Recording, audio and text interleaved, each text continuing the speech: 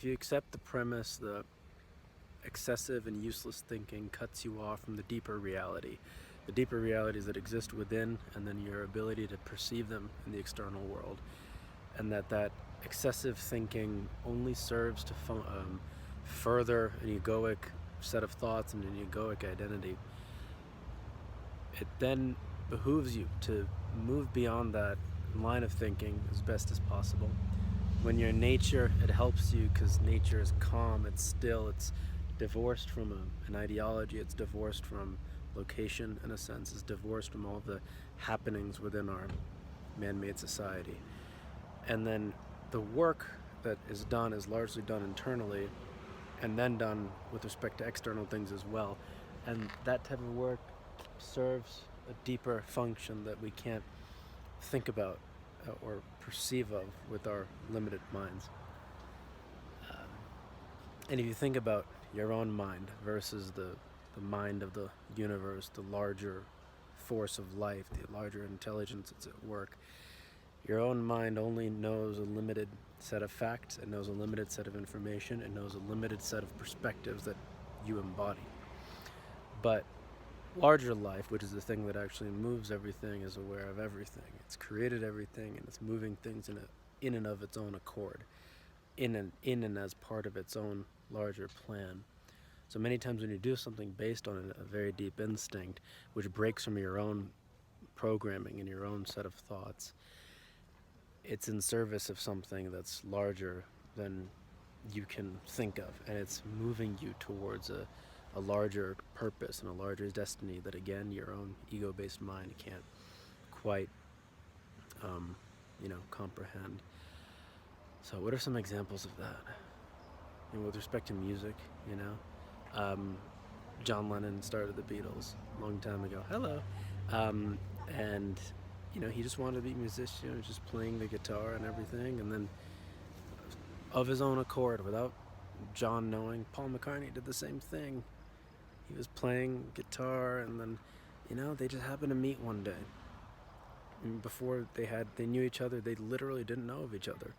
They couldn't have planned it of their own self, but they were there operating on instinct. John's aunt, or whatever he lived with, Aunt Mimi, kept saying, hey, you gotta study, stop playing guitar, this is not good, because she was operating based on the programming.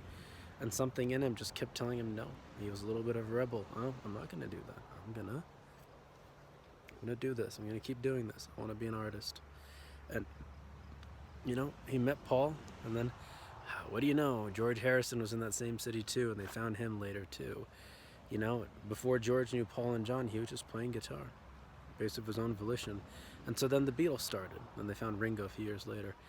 You see, so, they couldn't have planned it, but they went on the instinct, they kept going with it, and then they developed some belief, and then it turned into something really larger than life. And not only was it, good for them, it was good for the larger society as well, because, man, they made such an impact. And, they couldn't have predicted when they were making, little cute love songs that they would later make such deep songs like Dear Prudence and Hey Jude, Back in the USSR. That's not a deep song, it's a fun one though, but that's what happened, because they just kept riding the wave. Artists are very good at following instinct.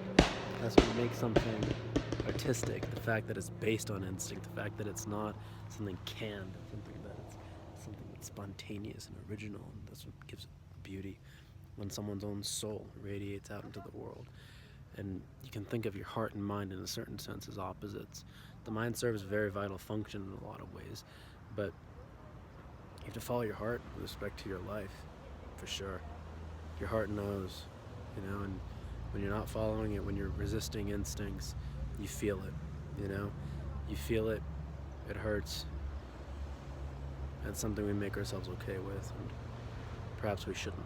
Perhaps we should speak out how we feel, speak out the truth within ourselves. Every person's life is different. We can't follow a canned, perspective, a canned way of doing things. Look at me. So look, there's two trees here. There are two trees here. To my naked eye, my untrained eye, they look similar. I couldn't tell you what they are. Species. But they're different. Different lives. one will die before the other. One was born before the other. You know, they're different. Everybody's different. We share things in common, yes, but we're all different. And that's the beauty. The beauty is in seeing what each person, each thing brings to the life. And the mind is not focused on the mind; is generally focused on conforming, because in conformity there's safety. Because you can predict how people are going to think, and you know what everyone believes, and that's all fine, in a certain way. But we got to be original. Yeah. Huh? Yeah, sure. Okay, I gotta go. I got a group photo coming. We're at Smoky National Park, by the way. Smoky Mountains. These are the Smokies in Tennessee. Well, hope you enjoyed this.